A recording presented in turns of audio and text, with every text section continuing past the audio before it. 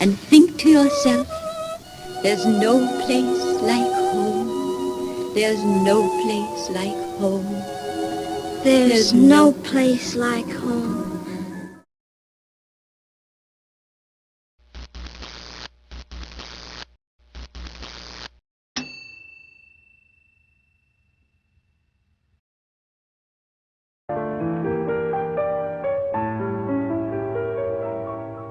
There was a boy, a very strange, enchanted boy. They say he wandered very far, over land and sea.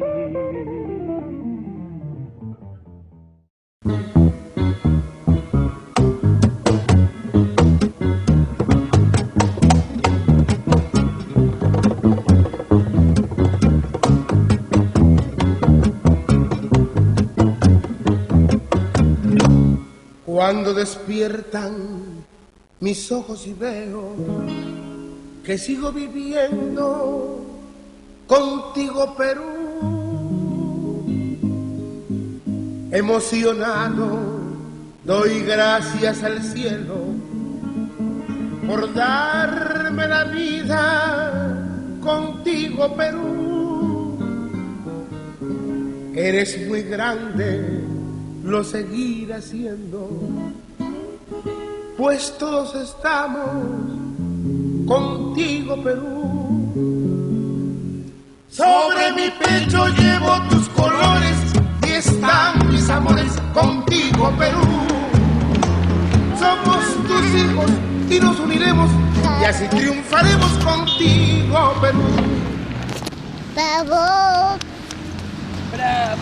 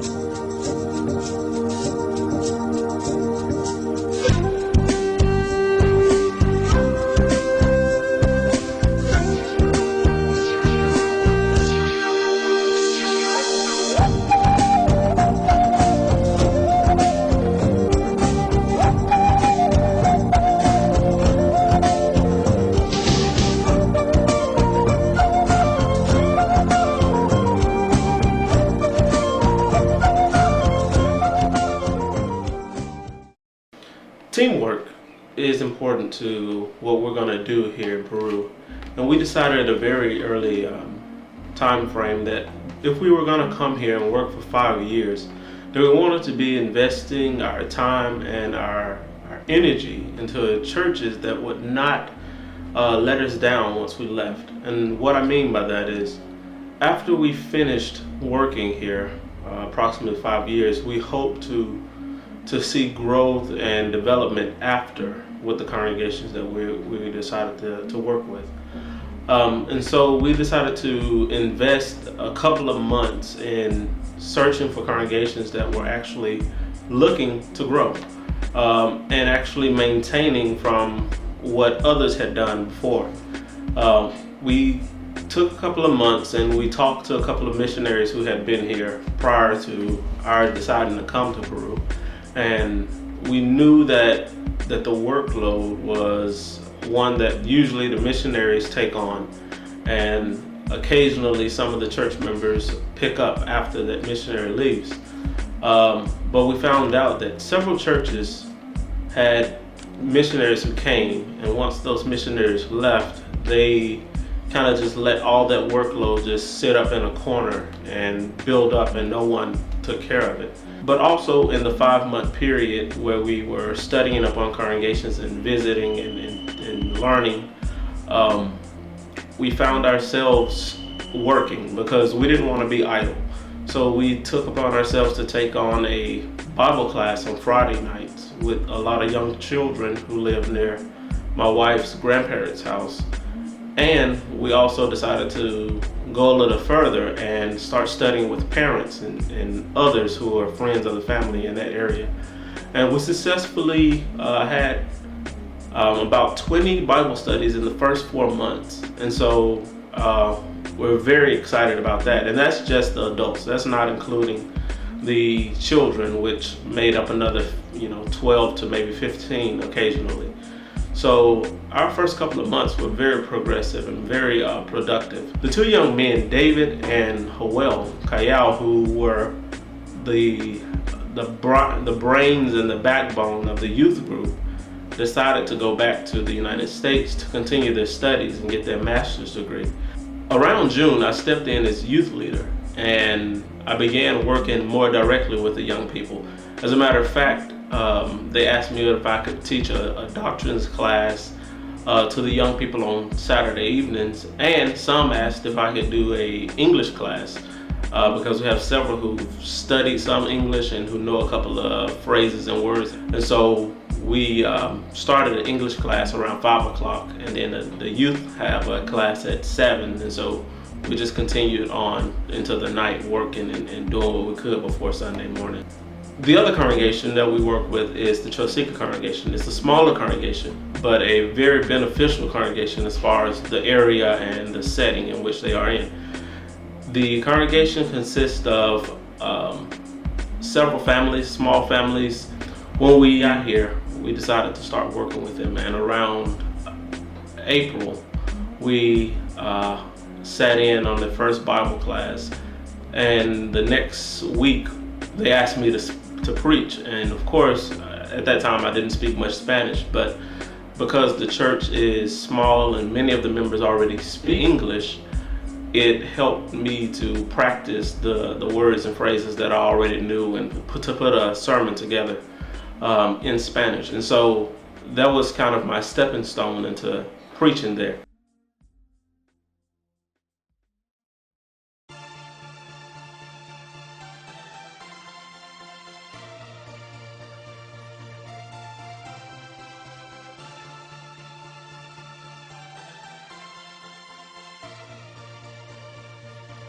in September, we had Dr. Montreal Green come and speak about leadership.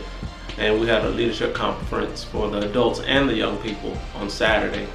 And that was very beneficial because we have a lot of aspiring professionals, and they need to know how to be leaders, and especially be Christian leaders. So we're looking to continually grow our young people to be successful Christians, as well as successful young people in their communities. The congregations that we are working with are two very different ones. We have the Los Pinos congregation, which is a larger congregation, approximately 110 to 120. And then there's the Chosica congregation. The Chosica congregation is a smaller congregation. It actually was about 8 people when we first visited, and now it's up to about 18. And when we started working with these two congregations, we knew that there are a lot of hidden talents within the congregation. And so as we began to work with the churches, we found out that there were professionals, that there were young people who learned English at a young age, or there are ones who knew English and just didn't practice it, and other elements that we really wanted to pull out of these congregations and use in the areas and in our ministry. And so we've been developing a team, and with the two congregations that we're working with, we have two very different teams. Chosica, smaller congregation, has a lot of people who are couples or single. And so what our main goal is there is to influence those couples to be better husbands and better wives in front of the community and just in home in general.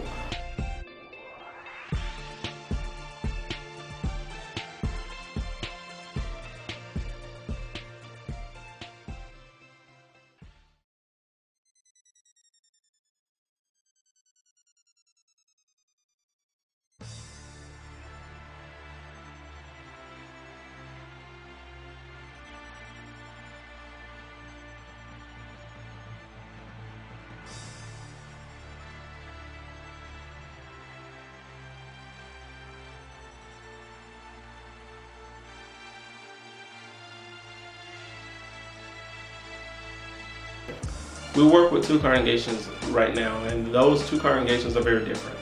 The Los Pinos congregation has about 120 individuals of various backgrounds. We have lawyers, doctors, administrators, and teachers who make up the professional ring of the congregation. And so with those different individuals, all of them have different mindsets and different ways of accomplishing their goals. So we wanted to come in and help this congregation grow as a group, and also to learn how to work together.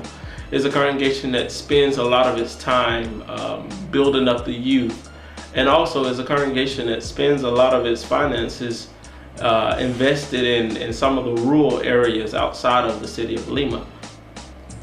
The other congregation that we work with is the Chosica congregation. It's a smaller congregation, but a very beneficial congregation as far as the area and the setting in which they are in.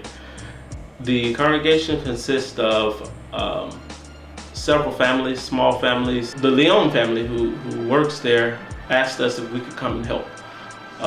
They have some very great goals for the future and for the church and for the community, and so we wanted to do our best to help them. This congregation, although it's small, has a very big influence in the area in which the building is located. And over the last couple of months, they have reached out to the children who live there and plan to reach out to the families and others, elderly and as well as widows. And they want to do some great things. And so we want to try our best to brainstorm and to put in our fair share of work with the congregation to grow that area and develop that congregation. When we first got there, it was about 8 members worshiping. Over time, the brothers there have been able to find many people who have been baptized and those who had just moved to the area and who did not know that there was a congregation there. And so as of today, recent Sunday, we had about 18 in attendance. And so we're looking to continue to grow, finding members, but also to baptize new ones. What we're doing with Teamwork is we're working with a group of churches who have very, very different mindsets, very different sets of goals, and very different talents. And we're trying to bring those churches together to accomplish one major goal, and that's to save souls.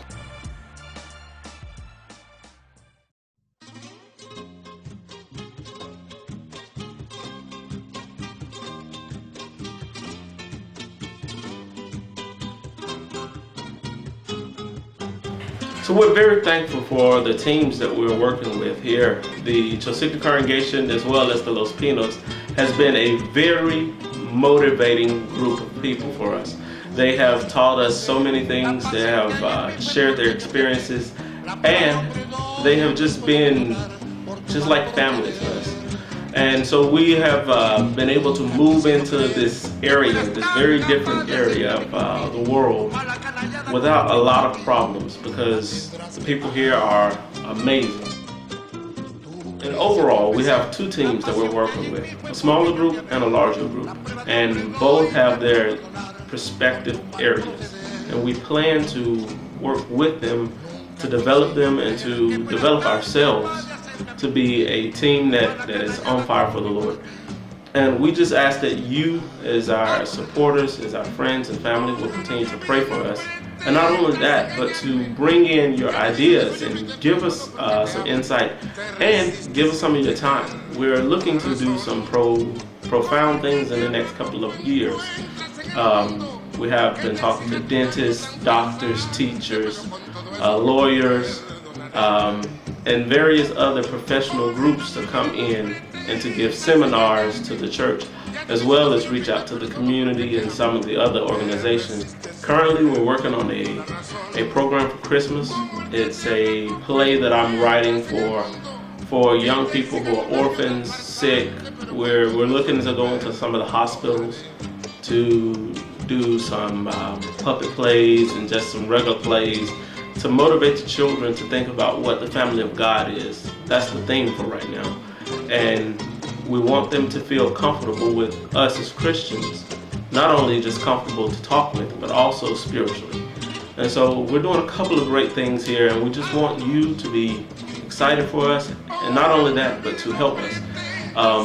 If you have a profession, if you have a talent, if you have just finances that you know that you can throw our way, we readily accept all of those things. And we just continue to thank you for everything you do, your comments, your love, and everything that we've seen over the last year. We are here in Lima because you have helped us. God has always taken care of us, and He's taken care of us through people like you. And we just want to thank you. Te exija tu cariño tan farsante, pero con todo eso